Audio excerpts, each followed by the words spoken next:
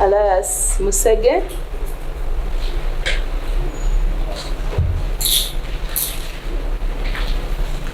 Which language do you understand? Which language do you understand? Uganda. May it please your worship? Amatukunda is appearing. Henry, ng'oluusi oyitibwa General Tiger, nga n'oluusi oyitibwa Musege, olina emyaka 35, oli Muganda, oli driver wa loole, osula Nazigo village, Nazigo sub-county, mu Kayunga district. Obunaanibwa omusango gwa kwogera bubi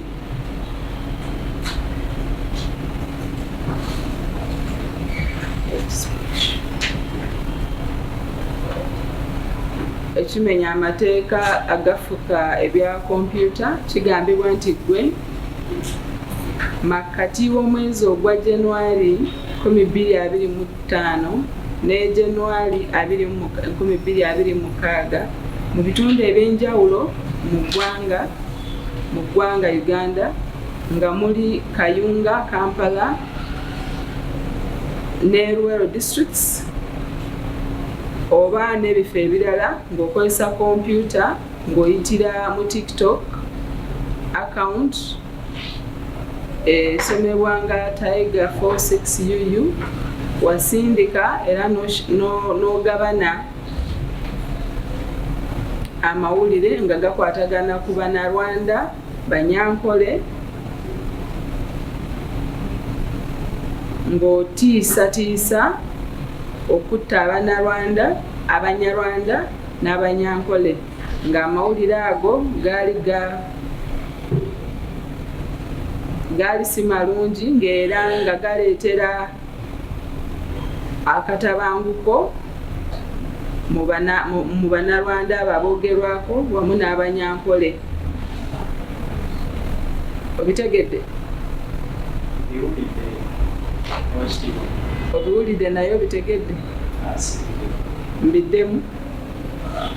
Obitegedde? Bituufu?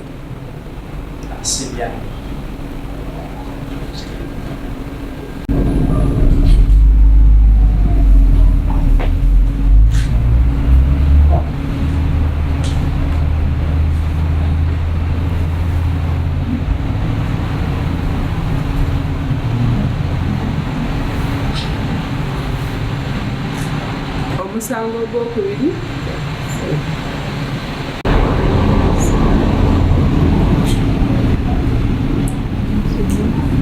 Sir Henry have entered the plea of not guilty. Kooti ewandiise nti weeganya omusango ogwo omusango ogusooka. Omusango ogwokubiri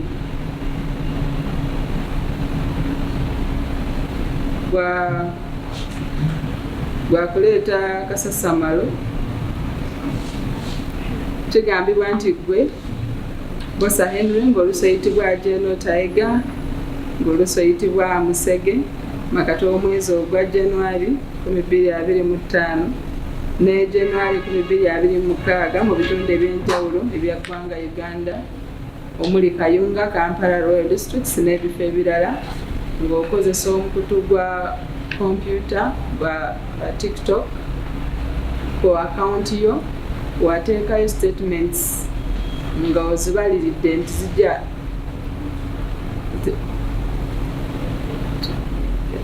okuleeta okufa oba obuvune ku bulabe ku bawagizi ba NRM oba okuteekawo enjawukana oba okwonoona ebintu. Obitegedde? bituufu.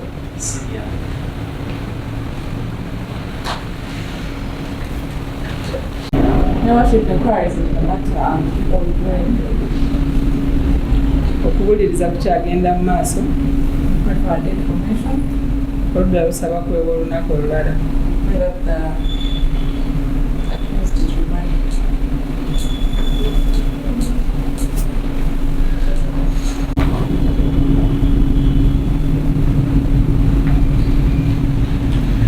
For the record again, Your Worship, Jonathan Nyankole.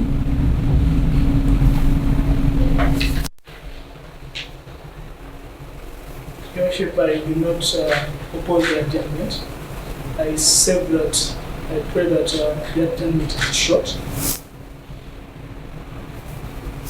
Your Worship, firstly, the way under which the accused person was arrested. He was picked up from his home. None of his family members knows actually where he is right now. And taken to an ungazetted detention facility.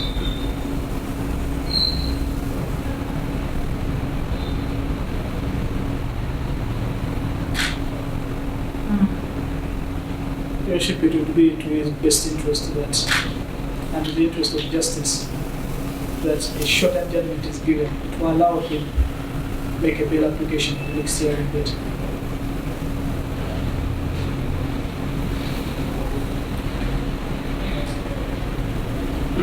That's operation. February 2026. 11. Ajja kutwalibwa kwa remand bakuza mu kkooti ng'ennaku z'omwezi 11 omwezi guno.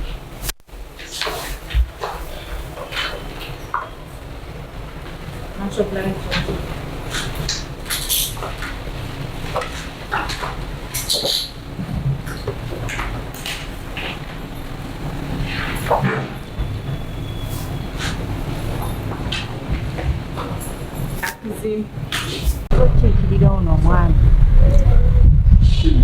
Yes.